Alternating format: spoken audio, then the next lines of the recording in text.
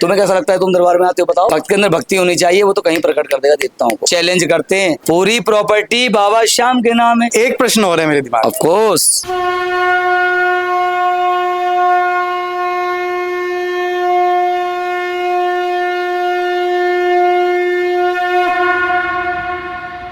पूरी प्रॉपर्टी बाबा श्याम के नाम है।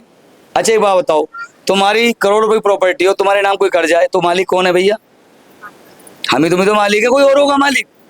जब हमारे कृष्ण कन्हैया ने ये बात कह दी कि कलयुग में तुम्हारे नाम कर दिया, तुम्हें अपना नाम दे दिया, अब तुम जहाँ चाहे वहां जाओ, ये कोई नई बात थोड़ी है।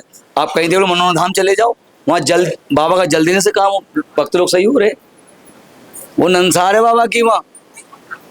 और बाबा यहाँ भी आया, और आप क्या सोच रहे हैं?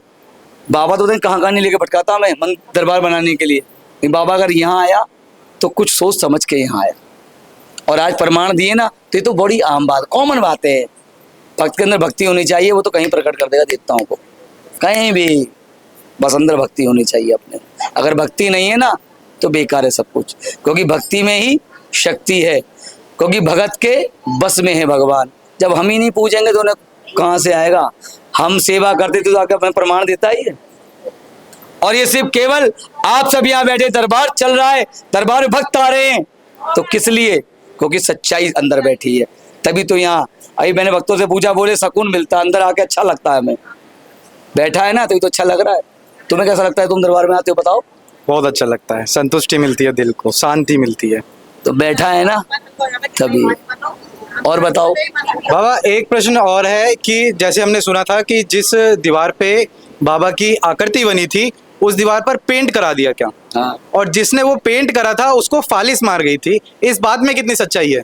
झूठ, झूठ, सब झूठ।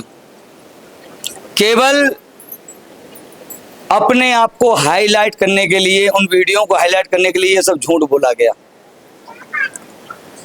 ये सपना हमें 10 दिन पहले हमारी दरबार की सेवक है, उसने बता चुकी थी हमें वो।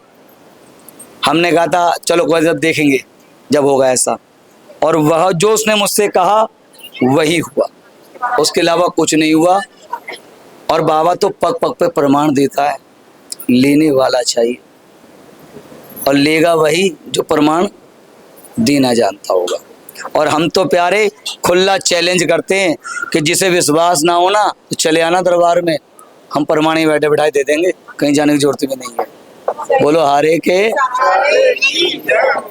और कुछ? एक प्रश्न और है मेरे दिमाग में। वो बताओ। जैसे अभी हर्ष विहार में बाबा प्रकट हुए, ठीक है, तो क्या लगता है कि दोबारा बाबा इस कलयुग में दोबारा से दर्शन देंगे? Of course.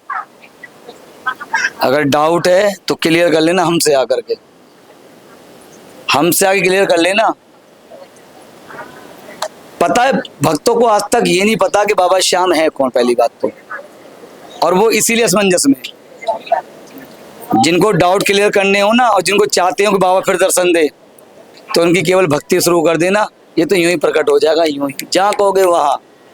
तो इतना बड़ा सरल देव है, तो सकल देव है ये इतना सरल है कि इसको रिझाने वाला चाहिए। तो तुम्हारे साथ 24 घंटे रहता है, और दुनिया की बात करूँ मेरे साथ 24 घंटे रहता है, मैं औरों की बात क्यों करूँ भैया? अगर नहीं रहता तो प्रमाण देने क्यों आता? मैं सच्चा हूँ तो मेरा देव भी सच्चा है, और मेरा देव सच्चा है तो इसका भगत भी सच्चा है। मैं तो इतना ही कहना चाहूँगा, विश्वास अंधविश्वास कुछ नहीं होता, केवल भक्ति चाहिए दिखाने के लिए। जब भक्ति सच्ची होती है ना, भगवान तो अपना प्रकट हो जाता है।